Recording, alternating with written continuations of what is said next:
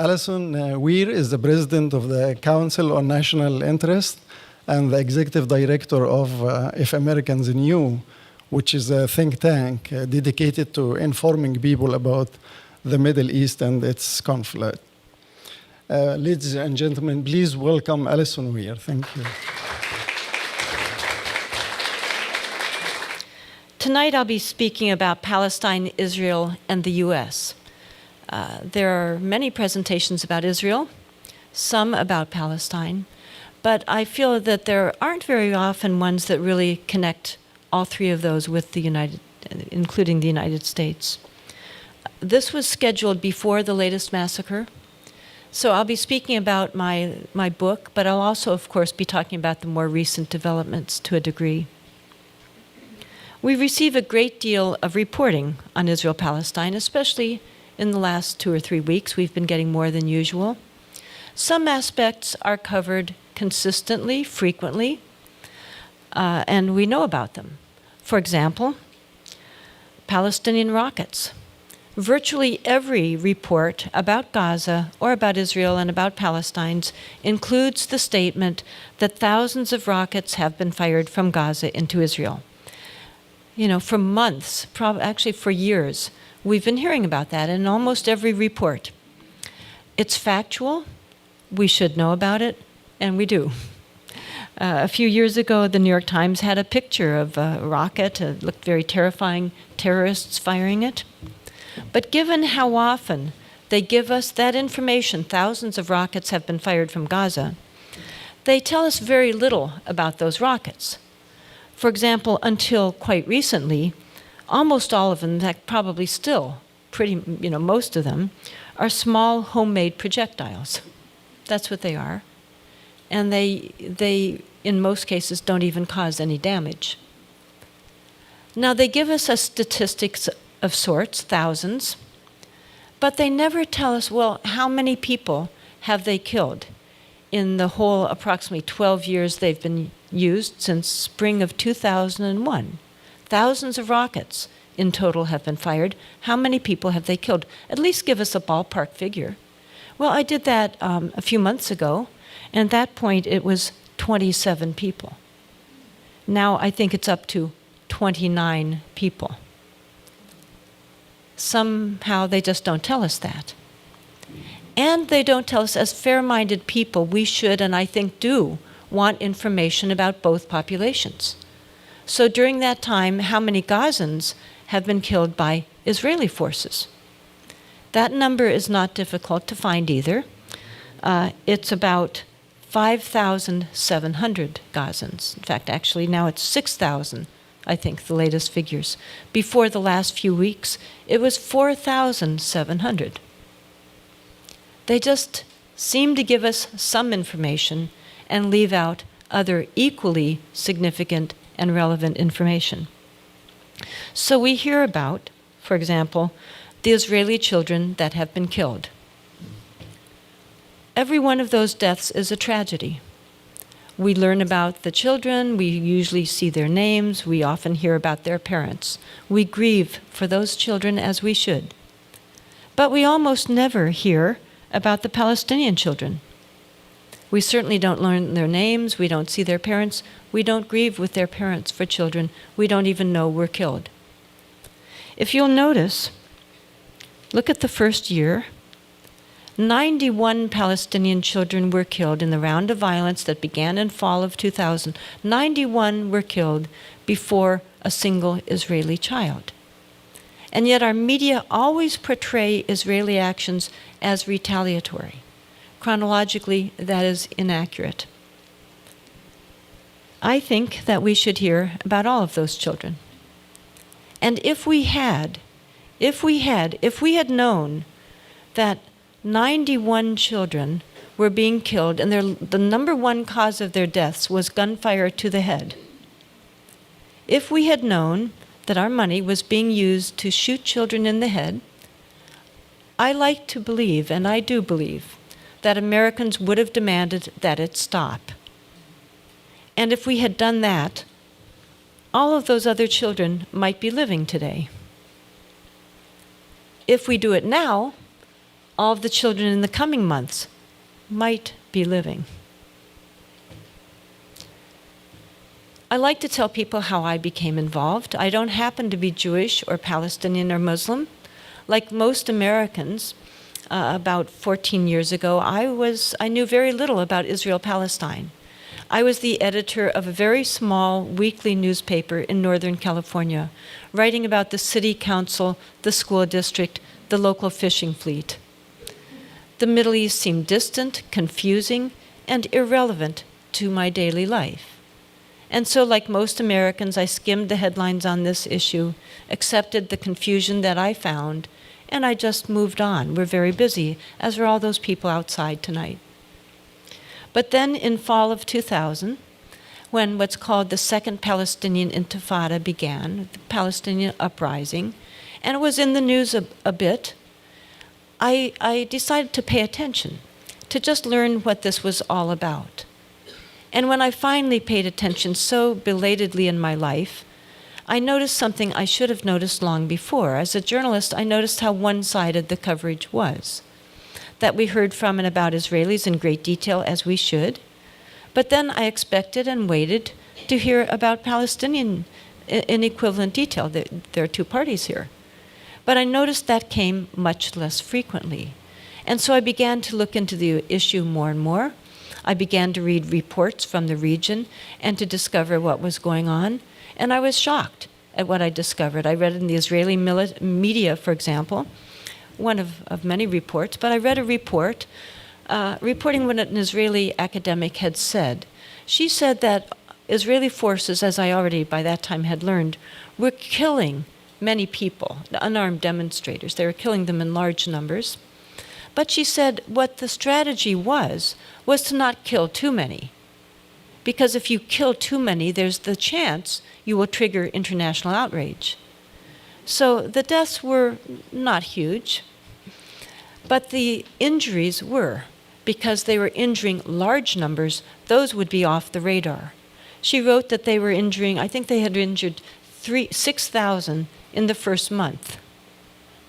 And she wrote, and please remember, this is from an Israeli newspaper that I read this. She wrote that Israeli forces were specifically targeting eyes and kneecaps. So with that kind of information, as well as learning for the first time in my life that we give Israel more of our tax money than any other country on earth, more than all of sub-Saharan Africa put together, that it is approximately $8 million per day. Now it's about to go up to about $10 million per day.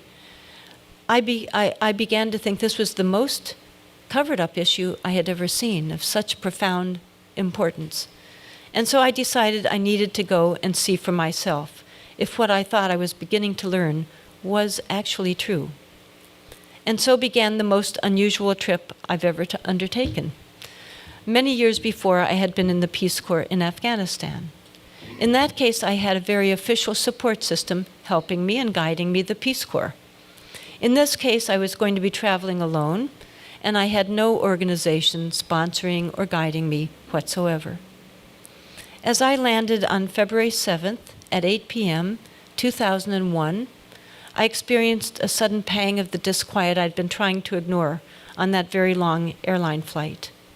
What was it going to be like for me, as a single female American, to wander alone through a largely Muslim land that was in the middle of a violent uprising, and that was at the epicenter, we're continually told, is hostile to Americans in general, and to women in particular? What was it going to be like for me? As I traveled very randomly and haphazardly, I discovered these were two myths about this area that are as widely believed as they are false. People invited me to stay in their homes, which I gladly did. They treated me with respect. Whenever I said I was an American, which is what I always told them, the invariable response on that trip and on my many trips since was welcome. And yet we almost never see this. On that trip, I'll just tell you a little bit about it, but I found more about what was being done to Palestinians. Remember, this was by this time February of 2001, before a single rocket had been fired, about 5 years before Hamas had been elected. Those are the two reasons, supposedly, Israel's attacking Gaza. Well, this is what Gaza looked like. These are the pictures I took. Here it is. That was filled with families. This is the Tufa area of Khan Yunis in southern Gaza. The people who were lucky had abandoned their homes. They were the people who had somewhere else to go. They'd only lost their home that sheltered them in old age, where their children were once safe. They had somewhere else to go, but many people were still living in those homes. These are all gone now. At one point when I was wandering around this area, there was suddenly Israeli gunfire very nearby. We all ducked and they took me away to a safer area. As I wrote in an email at the time, I at first thought that Israeli gunfire that suddenly occurred was just a coincidence. But then as I thought about it more, I think that was a very naive assessment, because I had occasionally looked over sandbag barricades or peeked out shuttered windows, and I had seen Israeli guard towers overlooking us. And I have no doubt that those Israeli soldiers noticed that a foreigner was wandering around, and I suspect they decided to send her a message. Don't see what we're doing.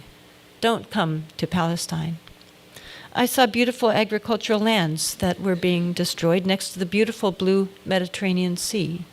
I saw a stand of what had been 100-year-old date palms that were flattened. I saw groves of olive trees destroyed, entire crops destroyed, and I remembered thinking, I saw farmers who had farmed there forever, for generation upon generation had farmed there. And I thought, how are they going to feed their children? You know, when your entire orchard is destroyed, your entire farm, all of your crops, how do you feed your children? And this was many years ago, before it got really bad. I saw a people and a land being destroyed with my news money, with my tax money. To me, that's newsworthy. I think as Americans, sometimes we're sort of used to seeing images of third world poverty. I think we're troubled by them, but we tend to think, well, there's so much, what can I do?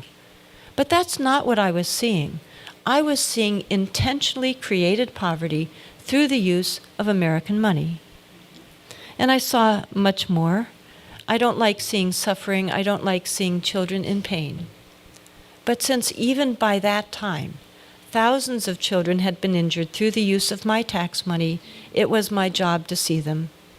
And all I had to do, it turned out, was go to the nearest hospital. And I saw children with bullets in their back, often in their back because they were running away, and in their stomach, and in their heads. I saw a brain-dead 12-year-old. I saw children who will never walk again. They won't skip, they won't frolic. Their childhoods are finished. At one point I saw a child, I saw his parents, and they asked if I could help them. They were happy to see me as an American because they thought maybe I could help their poor son. So I asked the doctor if maybe I could do something. Maybe a surgical team could be flown in from the US, or maybe their son could be flown back to the United States. Sometimes that's possible. And the doctor explained to me that he hadn't yet found the right time and the right way to tell the parents, but that their son was totally and eternally paralyzed. So I knew something they didn't know, and I wished that I didn't. And now you do too. That's what I saw in Gaza, and then I went to the West newspaper office. And when I first arrived there, they said a 9-year-old boy was just shot, and maybe you'd like to go see. And I thought, no, I wouldn't like to go see. But I did. I was there for all of us, and I took pictures. I saw where he had been sitting watching his father paint the walls. I saw the wet paint, the toy trucks, the blood on the floor. I saw the wall hanging that had a bullet hole in it, and I was told that says, thinking of God makes our hearts grow calm. I saw the needle point over the front door that I could read myself. It said, God bless our home. The family had moved in 10 days before to their dream house. I saw the flowers in the living room and the family photos on the wall. And I saw the parents when they got back from the hospital. I heard the mother and the sisters weeping and weeping. And I saw the father walking around shell-shocked. It looked like he was sleepwalking in a bad dream that will never end. And I saw the neighbors come in to try to comfort them. At one point, I heard a man tell the father, when it looked like he was about to break down, "Your son is a bird in heaven now." The next day was the funeral, and the next day there was another. There were funerals pretty much every day. And for the second one was for a woman who had had 3 sons, 18, 14, and 12. And she had been killed. So as I was interviewing people, I suddenly found myself next to a woman who it turned out was the dead woman's neighbor. This woman had gone to college in the U.S. She told me about her friend. She said that just a few days before, her friend had been asking her what it was like to go to college in the U.S. because her 18-year-old son wanted to go to college in the U.S. This woman explained to me, she said, it's every boy's dream in Palestine to go to college in the U.S. But she said, of course he won't go now. He'll stay home to help with his brothers. And since that trip, I've been back other times and seen the wall confiscating more land and the Kafkaesque way that people get out of Bethlehem, if they can get out of Bethlehem. And these are my pictures from the last time I visited Gaza in around 2010. And when I came back from that first trip, I started an organization called If Americans Knew, because I believed, and I still believe, if we all knew what was going on, we would stop funding it and we would end the violence. We especially looked at the media, because the media, I feel, news organizations, this is the most powerful institution in a democracy. This is how everybody around us learns what they think they know about many issues, especially international issues. So we decided to conduct media studies. I like the idea of a statistical study where you choose a category of significance, something that is as immune to subjective bias as possible. We decided to study how the media covered deaths among both populations. Both is the key word. We rarely get that. And we especially decided to look at the first year of that current uprising because first impressions are so powerful. And we did a subcategory of how many children were killed and how those were covered. Because I believe pretty much all of us feel that it is horrible and tragic when a child is killed. We're deeply saddened. It's also extremely newsworthy. So we needed to answer a very sad question: how many children among both populations were killed in that first year? Using an Israeli source, we discovered 28 Israeli children had been killed and 131 Palestinian children. How was this covered by our prime-time network news shows, CBS, ABC, NBC? Well, we found that they had covered Israeli children's deaths at rates up to 13 and 14 times greater than they reported on the Palestinian children's deaths. In fact, typically, the media have a pattern of reporting on Palestinian children's deaths so minimally, even though they are so large, that many people have no idea they've been occurring. Another group did a study of National Public Radio. NPR has been accused consistently by Israel partisans as being supposedly pro-Palestinian. They have caused substantial financial damage to some NPR affiliates around the country with that accusation. So Fairness and Accuracy in Reporting decided to look into those accusations and to study NPR's reporting. Their researcher, Seth Ackerman, did an excellent study, and he discovered that, yes, indeed, NPR is very distorted on this issue, but that once again it is in a pro-Israel direction. He gave his study what I feel is a brilliant title. He called it the illusion of balance.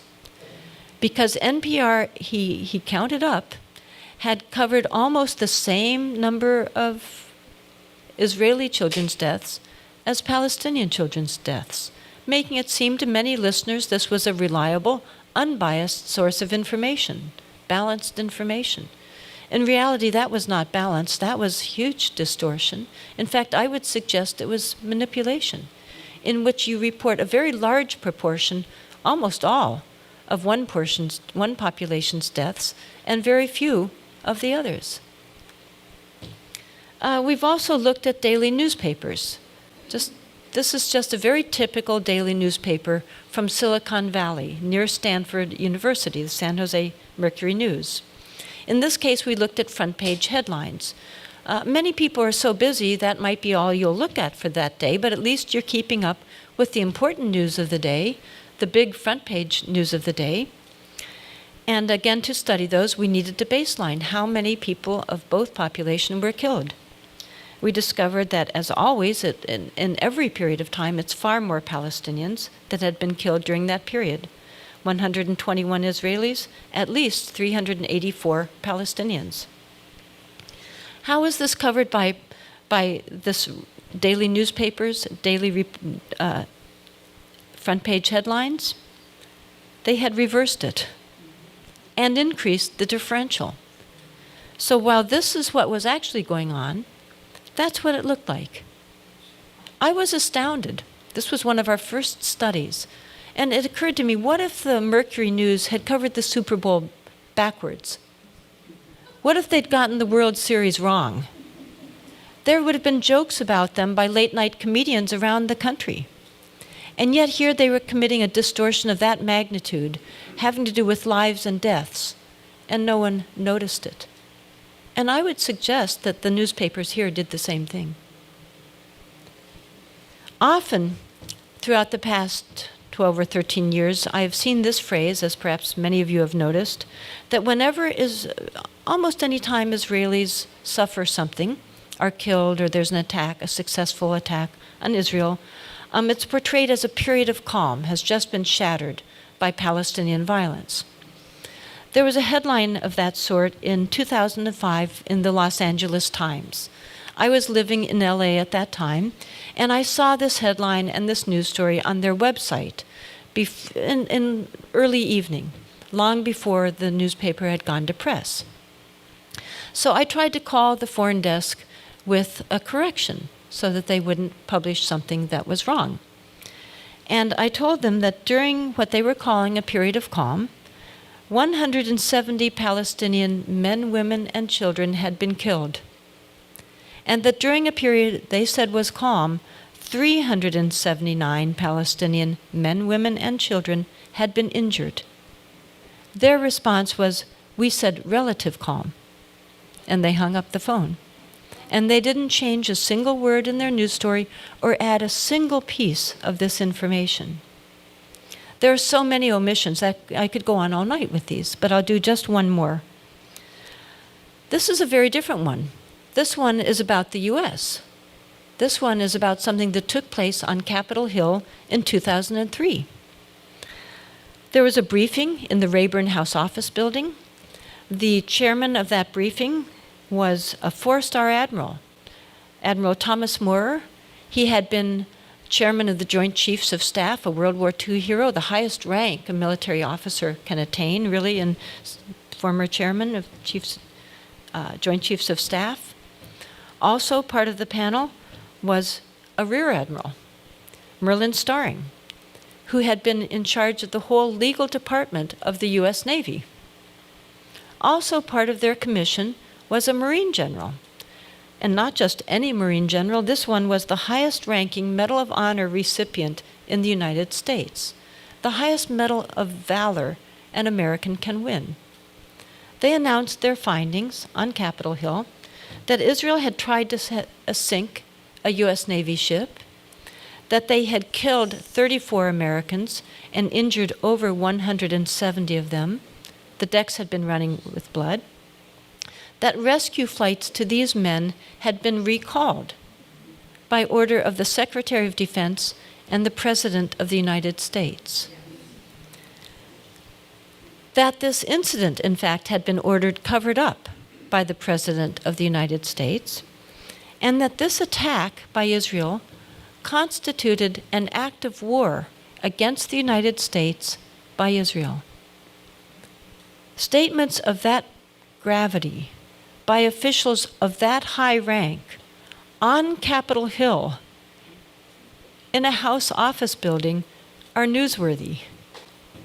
And yet, there was nothing about them in the Washington Post, the New York Times, the allegedly patriotic network, Fox News, we may wish to call why they didn't cover it. The only place that covered those statements was the Stars and Stripes newspaper. That's the military newspaper abroad. And it's in detail in the congressional record. There you can read every word. Now let's talk about the recent situation. I'm not up with the most recent since I've been out of touch for a few hours. But let's look at what has gone on in the recent conflicts, beginning, I'd say, over about the last 5 or 6 years. In 2009 to 10, there was a similar bombardment of Gaza, in which at least 1,400 Palestinians were killed, a large majority of them civilians. In fact, over half, I believe, were women and children. And 9 Israelis were killed. Then in 2012, we had a much smaller massacre, in which this number actually turned out to be larger because a number of people died later from their injuries. But it was at least 169 Palestinians, of whom quite a few were children, compared to 6 Israelis. And now we come to 2014, in which the media date the progression that has led to current massacre. They usually start it from about, I believe, June 12th, when 3 young Israelis were abducted and tragically murdered. That's where they usually start it from. Well, let's be a little more honest and start it from a more reasonable starting point. Let's start with January 1st and look at the deaths among both populations again, because all matter. And you will see the Israeli deaths on the left and the Palestinian deaths on the right. So here is January. The pink is a child, no Israeli deaths. Next, we will look at February, no Israeli deaths. Next, we will look at May. The green one is a child. Next, we will look at April. We do have 1 Israeli, a soldier. And next, we have May. 3 more Palestinians, 2 of them children. None of this was newsworthy to our media. None of those children, none of that was newsworthy. And what about abductions? They were very concerned about 3 Israelis abducted. Well, during this time, January 1st through May 31st, Israeli forces had abducted 2,300 Palestinians, quite a few children among them. But that wasn't newsworthy. Now we look at June, and there we see those 3. And then we look at then we have the chart, this one that I have here, up through July 21st, I think it was. And those are the numbers. This is what we're not getting. We get such filtered coverage with so many omissions of one sort. When I began to look into this and wake up to this late in my life, I wondered much more.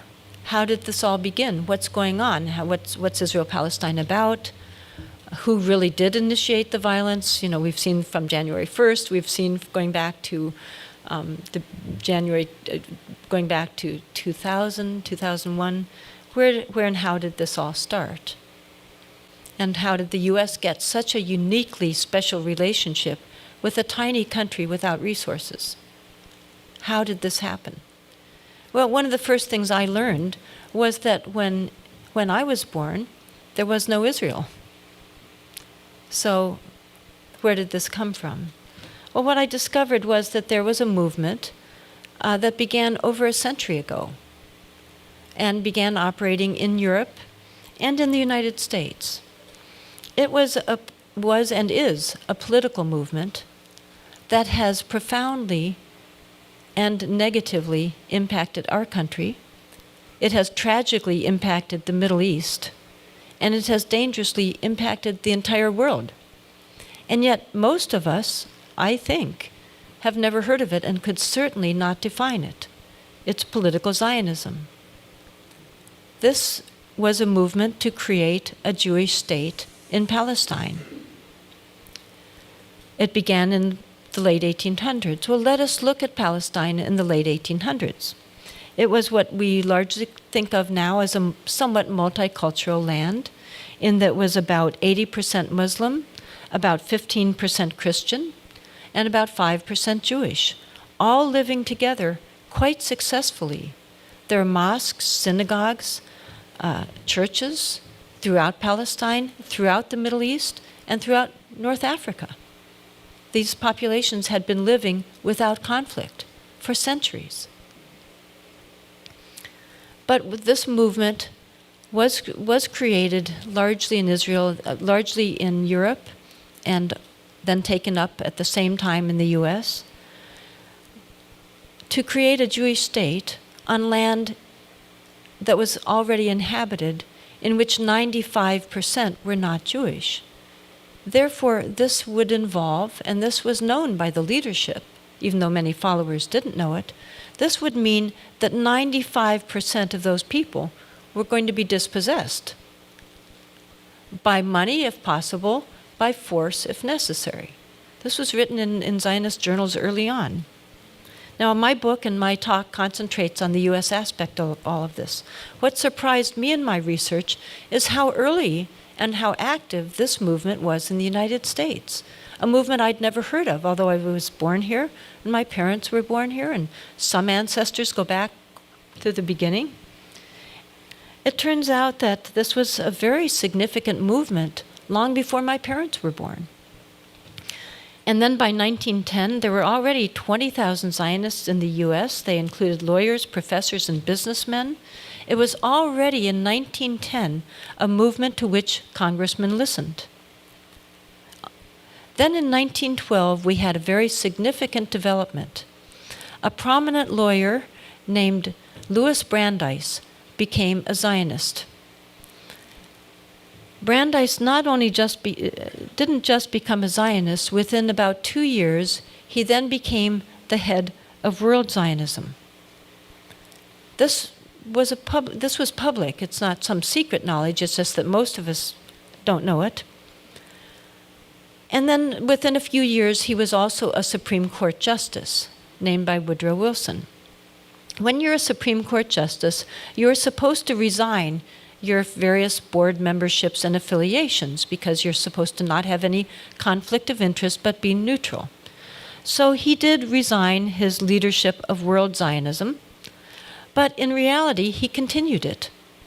He would receive reports in his Supreme Court chambers by his loyal lieutenants, and then he would give them directives to go out and to follow in work for Zionism. And this is mentioned in a number of very reliable books. If you get my book, you'll see that my book is over half footnotes. It's all cited. By the way, one of his loyal lieutenants also went on to become a very prominent Supreme Court justice, Felix Frankfurter. So I'd read that. That to me was shocking right there. But then I discovered something more. So I'll give you my citations for this next information so you can evaluate whether you find it reliable or not.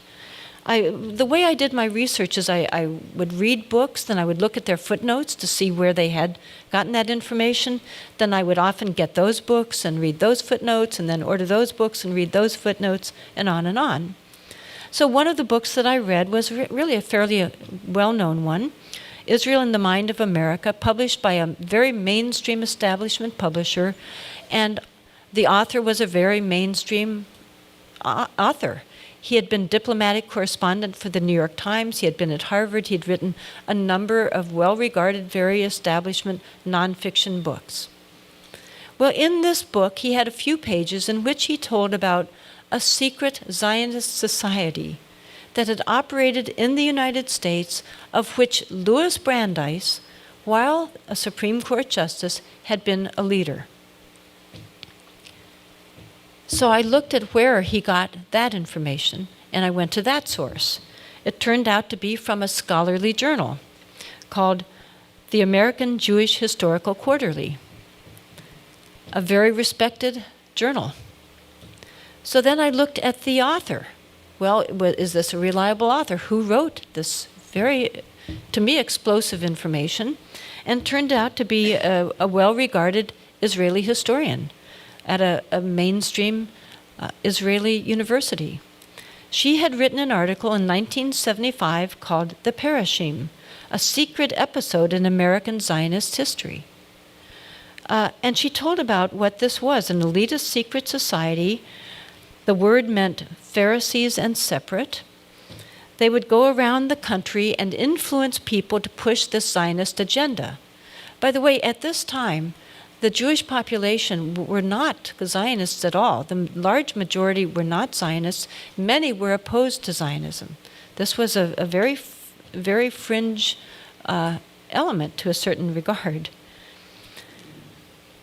Then in this secret society, they even had a secret induction ceremony, so that when somebody joined this society, and their membership included professors and Harvard, recent Harvard graduates, and doctors, significant people around the country were sometimes members. And in this initiation ceremony, they were told by the inductor, and they swore to this, "Until our purpose shall be accomplished, you will be the fellow of a brotherhood whose bond you will regard as greater than any other in your life, dearer than that of family, of school, of nation." As early as November 1915, a leader of the Parashim went around suggesting that the British might gain some benefit from a formal declaration in support of a Jewish national homeland in Palestine. Those of you who have heard of the Balfour Declaration that came in 1917 might find this relevant. I'll get into that a little bit more. Let's remember what was going on during this time period now in the world, especially that involved Britain. Well, of course, in 1914 began what was called at that time the Great War of massive carnage. British forces in the first day of the Battle of the Somme lost, according to historians, somewhere around 50,000 to 60,000 men in one day of a battle that went on and on and on. The British and the German, both sides, of course, wanted the U.S. to come in on their side to join this carnage. But the American population were that bad thing. They were isolationists. They didn't want to go kill and be killed in a foreign, pointless war. In fact, Woodrow Wilson was elected with the slogan, "He kept us out of the war." But of course, as you know, with hindsight, no, he didn't. Well, what happened is that the Zionists leaders, some of them in Britain, a man named Chaim Weizmann, who is quite well known, went to the British government and said, well, we can help you win this war. Now, why would they want to do that? Because the war wasn't just against Germany, it was against the Ottoman Empire. The Ottoman Empire held Palestine. Palestine was under the Ottoman Empire. So by defeating them, the British would come into control of Palestine. So the Zionists went to the British and said, we can help you get the United States into the war. Our Zionist colleagues in the United States, for example, they said in writing, Louis Brandeis, who is close to President Wilson, can help to do that. In exchange for that, the British did issue a declaration that was quite significant, mild as it may sound. It was really considered a gentleman's agreement. This is written about in a number of books. Just most of us don't know this about our own history.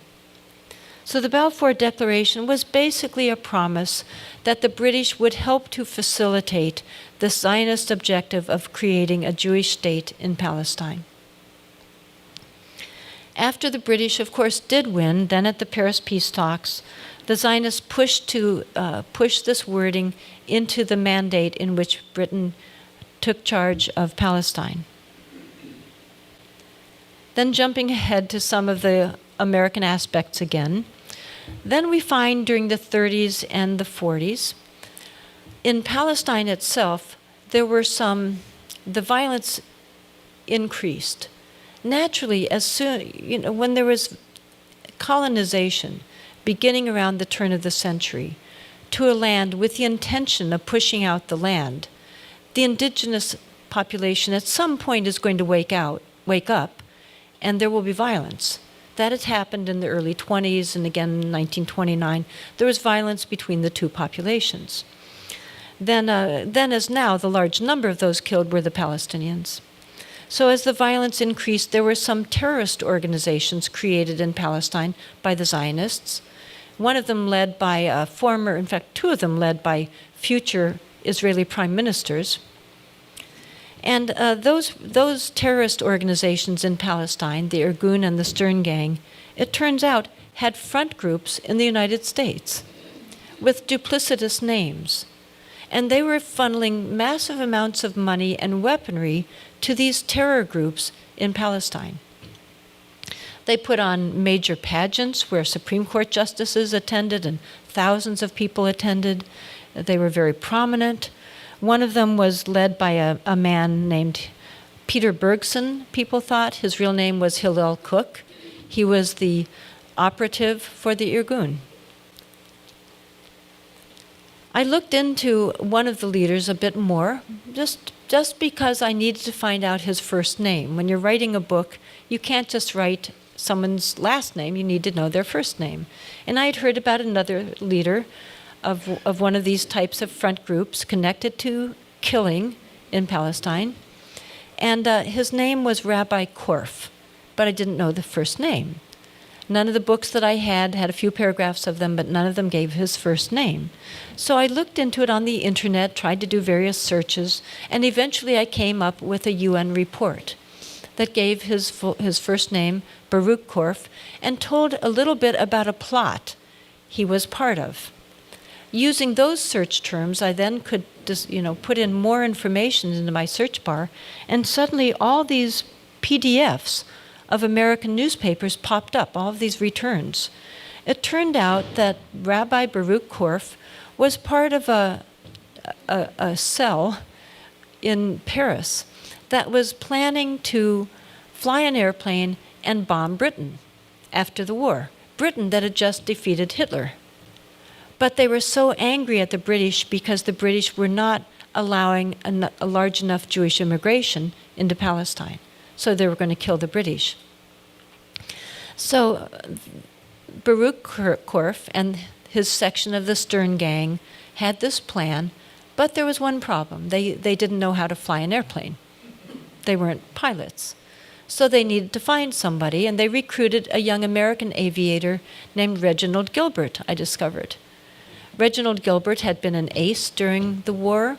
He was in Paris, and they recruited him to fly the airplane for them. He pretended to go along with the plot, but then he went to the American embassy. And the American embassy informed the Paris police and Scotland Yard. So for a week, he pretended to go along with this cell. And then when it came time to actually take off, to fly the plane, to drop these incendiary bombs onto the foreign ministry, they were caught. By the way, the original plan had been to bomb Parliament, but then they decided they hated the foreign ministry more. And Gilbert at one point had said to them, well, what if I can't find the foreign ministry in the London fog? They didn't have this degree of instrumentation we have today, and that was a real possibility. And they said, then just drop them anywhere, kill anybody, all British are our enemy. So they were caught. Korf was in prison for a few months in Paris, and he eventually got off. He had very powerful friends in the United States. But I was curious about him. I looked into him some more. This was so astounding to me. And none of these, dozens and dozens of books I have, none of them had this story in there at all. And so in looking at him, I discovered that later in life, he was a friend of Richard Nixon.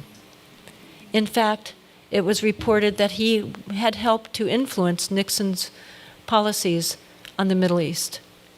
In fact, Nixon, sort of in a fond way, called him my rabbi.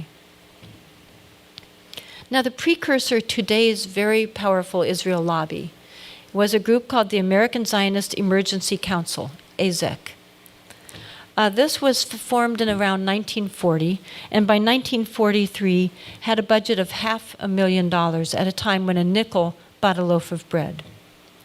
Within a few years, they had maneuvered their way into access to an even far larger sum, in which they had access to $14 million in 1941 and $150 million by 1948. That's the equivalent in today's dollars of $1 trillion to use to manipulate the United States. So they targeted, with that money, every sector of U.S. society. And, this isn't ancient history. They had annual reports, they had directives, all of this was written down on paper. They targeted congressmen, Christian clergy, editors, professors, business and labor, Jewish war veterans. They published books all over. They had 400 local committees. There were massive campaigns throughout the country. They also worked especially to manufacture Christian support. They secretly funded sort of Christian groups that would push the same Zionist ideology. They funded books that became huge bestsellers. It was an enormously successful campaign throughout the country. Even though during this time there was a great deal of opposition to Zionism by many different groups, by Christian leaders, by State Department, Pentagon, intelligence agencies, Jewish anti-Zionists, many people were opposed to it. Two of the most celebrated Christian pastors opposed it on religious and moral grounds. The Christian leaders in the Middle East had gone to the Paris peace talks to advocate on behalf of the Arab population that there should be self-determination of peoples there. One very prominent American Christian who was a Dead Sea scholar wrote a wonderful book called Palestine is Our Issue, is Our Business. To read that book, it's very strong. It talks about the right of return, about Palestinian resistance fighters, etc. But it was buried. Diplomats, the State Department, the military, the Pentagon, the intelligence agencies wrote directive after directive, study after study, memo after memo, talking about how damaging to the U.S. and to U.S. strategic interests and how in violation of American principles Zionism would be. Starting from under Taft, there was then a commission to Palestine during the time of the Paris peace talks. They went there to investigate the situation, to look into the possibility of creating a Jewish state there. And they came back with a very powerful report saying this would be a grave trespass on the rights of the people there. This was entirely buried and had no effect whatsoever. I'll skip through some of these people there in my book. Dean Acheson, a major statesman for many years, wrote that the Zionist agenda would imperil not only American but all Western interests in the Near East. The CIA wrote that they were pursuing objectives that would endanger the strategic interests of the Western powers in the Near and Middle East. There's so much evidence of this. Some people debate about whether the lobby is powerful. It's been powerful since the beginning, and the evidence is all there. It's just buried. Alfred Lilienthal was part of the American Council for Judaism. I had the honor of meeting him. He wrote excellent books about this. That group was arguing against Zionism. And part of what they were arguing in the State Department was that there would be massive bloodshed and chaos if this was pushed through. When the Zionists began to work to push through what's called the partition plan through the United Nations, that's portrayed to Americans as this wonderful compromise. Palestinians just, ignored this wonderful opportunity that Palestinians pushed through. Well, they knew, and the State Department were saying this would be a disaster if this gets pushed through. The idea was that Palestine half of it would be given to a Jewish state. Even though these were mostly recently arrived and had originally only been 5% of the population. And even after decades of immigration, were 30% of the population. And this plan wasn't actually half. The plan was that they would get 55% of Palestine approximately, and the Palestinians would get about 45% of their own land. Now, I know what the Americans would say if the UN did that to us, but this is portrayed with, oh, those foolish Palestinians not accepting that. And by the way, many people are under the illusion that Israel bought up all that land. That's what's been told, and that was the attempt. And they did increase Jewish ownership from what was originally about 1%, because it was an urban population, to at most 8%. Most historians said they owned about 5 to 6%. So a group that owned 8% under this plan was getting 55%, a good deal for them. No wonder they said they would go along with it, and secretly in their journal said it's the first step, then we will get it all. But rather than bringing peace, which was what the UN was charged with, instead of bringing peace, it did the opposite. It created, of course, still more violence, and there was a war that Israel calls its War of Independence, and Palestinians call it al-Nakba, the catastrophe, because it was a massive humanitarian catastrophe. At least 750,000 men, women, and children were very ruthlessly and violently pushed off their land. There were at least 16 massacres before a single Arab army finally joined the fray. And by the way, those of you that grew up with the myth that I did, that little Israel declared its independence and suddenly, 5 to 7 Arab armies suddenly just attacked, but Israel somehow won because God, was on their side or something. Well, in reality, before Israel declared its independence on about May 14th, 15th, it's a midnight type of situation, they had already committed 16 massacres. These are quite grisly. You can read the details of them. They had already ethnically cleansed at least 200,000 people. When these Arab armies did come into the fray, they were smaller in number, including the Palestinian forces, than the Zionist forces were. And by the way, virtually all of the battles were actually fought on the part that, according to the UN plan, was going to be Palestinian territory. Now, some people, again, were trying to tell Americans what was going on. One of the most important was a woman named Dorothy Thompson. She was what the Britannica Encyclopedia says was one of the most famous journalists of the 20th century. In fact, I believe at one place they say that she is the most important female journalist of the 20th century. It's true, although I had never heard of her. She had a newspaper column that was printed all over the United States, a radio program that was listened to by millions of Americans. She was such a celebrity that there was a Broadway play in which she was played by Lauren Bacall, and there was a Hollywood movie loosely based on her life in which she was played by Katharine Hepburn. She was considered the most powerful woman in the United States after Eleanor Roosevelt. She was an excellent journalist. She had been a foreign correspondent in Germany during the 30s and had been one of the first journalists to raise the alarm about Hitler. She was the first foreign journalist to be expelled by Hitler. She was therefore very sympathetic to Zionism. But after the war, when Israel began to be created, she went over to see this wonderful state of Israel, the new Jewish state.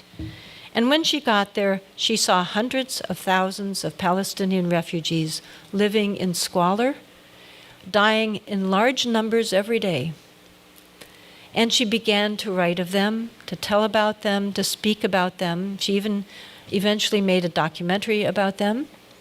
And for telling about these people, for writing about these people, she lost her newspaper column, she lost her radio program, she lost her fame, and she was erased from history.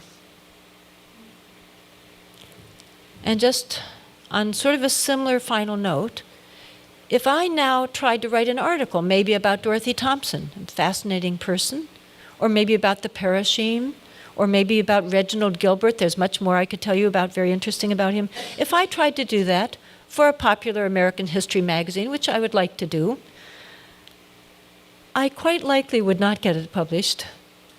And that's, this is not paranoid speculation. A few years ago, we tried to put a paid newspaper ad in American History magazine, not about Palestine. We tried to put a paid ad in about a book, a memoir by a 91-year-old American congressman.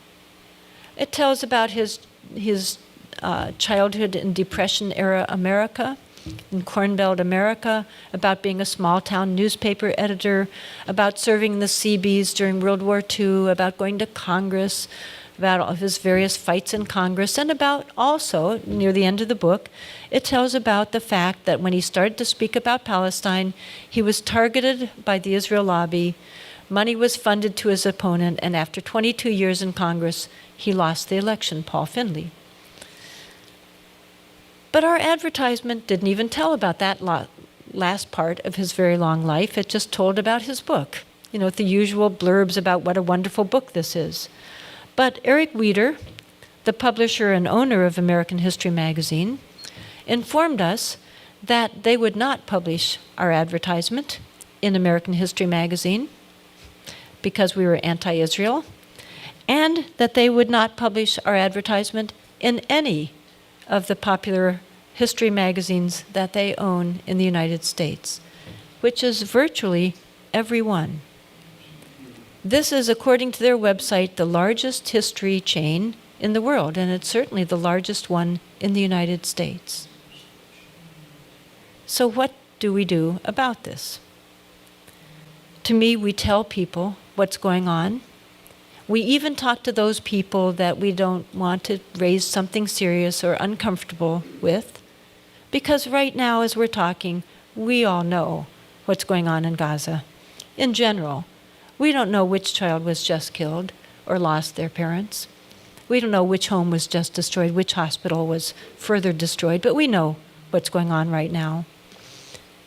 And now we know a little bit about what's going on here.